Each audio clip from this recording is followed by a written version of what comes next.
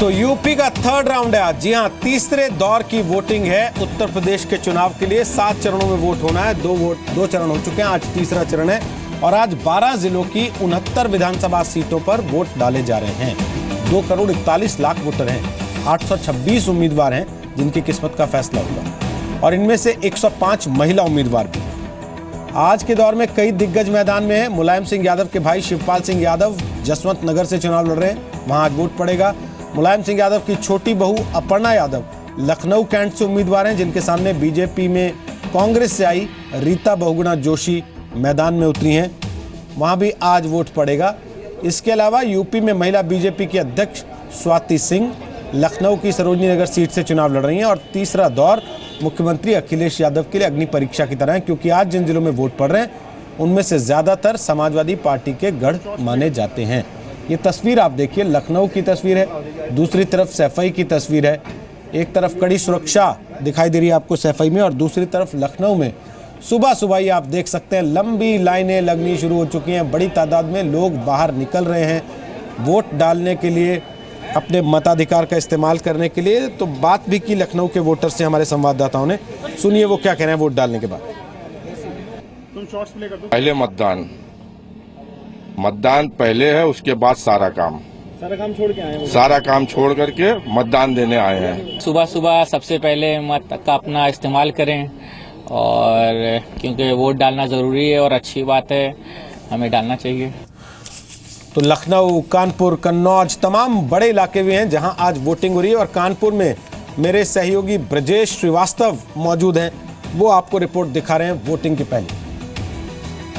कानपुर महानगर की 10 विधानसभा सीटों के लिए वोटिंग शुरू हो चुकी है। पहले डेमो वोटिंग की गई और उसके बाद अब वोटिंग का प्रोसेस शुरू हो चुका है।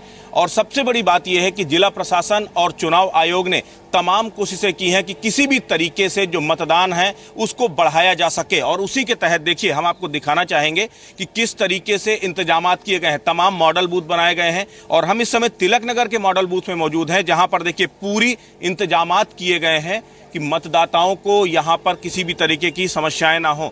बाकायदा पूरा बैरिकेडिंग लगाई गई है, जिसके चलते जो है यहां पर जो है लोग आएंगे। और साथ में देखिए यहां पर बच्चों के खेलने के लिए, लोगों के बैठने के लिए, बुजुर्गों के लिए, सभी के लिए व्यवस्थाएं की गई हैं।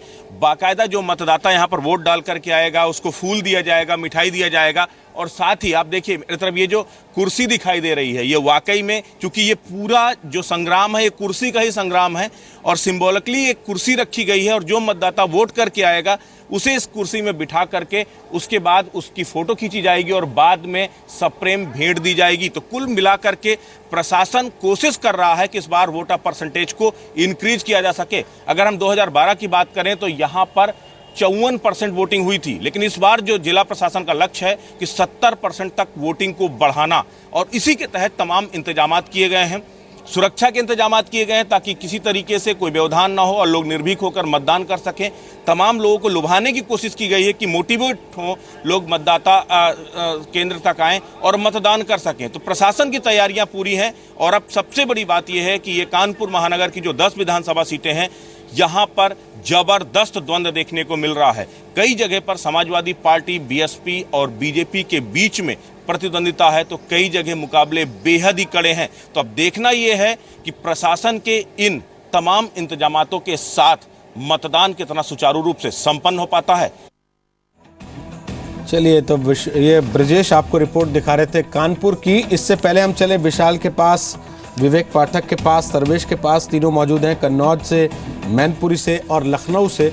उसके पहले विद्यानाथ मेरे सहयोगी हैं, वो आपको कुछ आंकड़े बताएंगे पिछली बार का नतीजा कैसा था और इस बार इस दौर में कौन कौन से बाहुबली हैं जो मैदान में। जी रोहित, बहुत तेजी से अपने दर्शकों को बता देते हैं कि इस बार कितने उम्मीदवार कौन सी पार्टी से चुनाव लड़ रहे हैं इस तीसरे फेज के चुनाव में। साथ ही ये भी बता देते हैं कि कौन कौन सी सीटें बहुत महत्वपूर्ण हैं, कौन कौन सी सीटों पर किस पार्टी का कब्जा रहा है। सबसे पहले देखिए कि कितने उम्मीदवार किस पार्टी से चुनावी मैदान में है। तो आप देख सकते हैं बीएसपी की तरफ से 69 की 69 सीटों पर उम्मीदवार उतारे गए हैं। बीजेपी ने 68 सीटों पर अपने उम्मीदवार उतारे हैं। समाजवादी पार्टी ने 61 सीट पर, क्योंकि समाजवादी पार्टी और कांग्रेस के बीच गठबंधन है, तो 61 सीटों पर समाजवादी पार्टी के उम्मीदवार खड़े हैं। आरएलडी ने 40 उम्मीदवार उतारे हैं और 14 कांग्रेस के उम्मीदवार हैं। तो अब ऐसे में एक समीकरण यह भी है कि 6 सीटें ऐसी हैं जहां पर गठबंधन के बावजूद समाजवादी पार्टी और कांग्रेस आमने सामने है। लेकिन इसके अलावा लेफ्ट पार्टियों ने भी अपनी उम्मीदवार उतारे हैं। सीपीआई के 6 उम्मीदवार हैं, सीपीएम के तरफ से 3 उम्मीदवार, एनसीपी ने 3 उम्मीदवार उतारे हैं और सबसे ज्यादा संख्या यहां पर ऐसे उम्मीदवारों की है जो छोटी पार्टियों से चुनाव लड़ रहे हैं। इनकी संख्या 331 है और इंडिपेंडेंट तौर पर यानी कि खुद जो चुनावी मैदान में खड़े हैं दूसरी पार्टियों को टक्कर देने के लिए, दूसरे उम्मीदवारों को टक्कर देने के लिए, उनकी संख्या भी बहुत बड़ी है रोहित। और इसके अलावा हम अपने दर्शकों को बता देते हैं कि उत्तर प्रदेश में इस वक्त स्थिति क्या है, कितनी सीटों पर कौन सी पार्टी का कब्जा है। लेकिन उससे पहले देख लीजिए कि बाहुबली, जिसको लेकर तमाम सियासी पार्टियां अलग अलग मंचों से बड़ी बड़ी भाषणें, लंबी चौड़ी बातें करती हैं, बातें होने के बावजूद इनके बिना काम नहीं चलता है। देखिए, बीजेपी के 21 उम्मीदवार ऐसे हैं जो बाहुबली हैं इस चरण में, बीएसपी के भी 21 उम्मीदवार ऐसे हैं जो बाहुबली छवि रखते हैं, आरएलडी के 5, एसपी के 13 उम्मीदवार हैं, कांग्रेस के 5 और इंडिपेंडेंट तौर पर जो चुनाव लड़ रहे हैं उनमें 13 उम्मीदवार ऐसे हैं जो बाहुबली छवि के हैं। रोहित, चलिए वापस आएंगे। विद्या, आप रहेगा हमारे साथ, जाइएगा नहीं, क्योंकि और इंटरेस्टिंग डेटा आपके पास हैं वो अपने दर्शकों तक हम पहुंचाएंगे। विवेक पाठक मैनपुरी में और उनके साथ बहुत सारे लोग दिखाई दे रहे हैं, पीछे हलचल लगातार बढ़ती जा रही है। विवेक, आपके यहाँ लगता है सबसे तेज गति से मतदान उसी जगह हो रहा है जहां आप खड़े हुए हैं? बिल्कुल ठीक कह रहे हैं आप रोहित। और मैं आपको बता दूं, इस वक्त हम मैनपुरी की जो सदर विधानसभा सीट है वहां पर मौजूद हैं।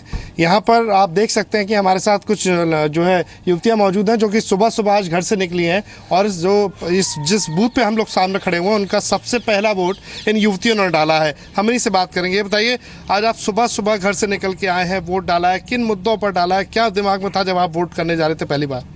शिक्षा का विकास करें और नारी संविधा पर देखें और देश को सही से चलाएं। आप बताइए, आपने जो वोट डाला है क्या सोच के दिमाग में डाला है, क्या किन मुद्दों पर आपने जो है वोट कराया आज? शिक्षा, नारी और देश का विकास हो और युवा पीढ़ी को बेरोजगार से रोजगार मिले, और बस इतना ही कहना चाहूँगा। बिल्कुल सही बात है। तो यहाँ पर हमारे साथ तमाम और युवा भी मौजूद हैं, क्योंकि मैनपुरी कहने को सपा का गढ़ है, लेकिन अगर विकास की बात की जाए तो यहाँ पर रोजगार के नाम पर यहाँ के युवाओं के हाथ में कुछ खास नहीं है। हमारे साथ कुछ युवा भी मौजूद हैं, उनसे बात करेंगे। बताइए, किन मुद्दों पर आज आप वोट करने जा रहे हैं, क्या फैसला रहेगा आपके, क्या क्या मुद्दे हैं जिन पर आपने आज वोट किया है? कानून व्यवस्था और बेरोजगारी। कानून व्यवस्था और बेरोजगारी पे किया है। आप सुबह जो बेरोजगारी इतनी है, फॉर्म भरते हैं, भर्ती नहीं हो रही, 1500। एक तो युवा बेरोजगार, उसके बाद फॉर्म की फीस भी सरकार मार लेती है हमारी, और शायद उसी पैसे से चुनाव भी लड़ रही है।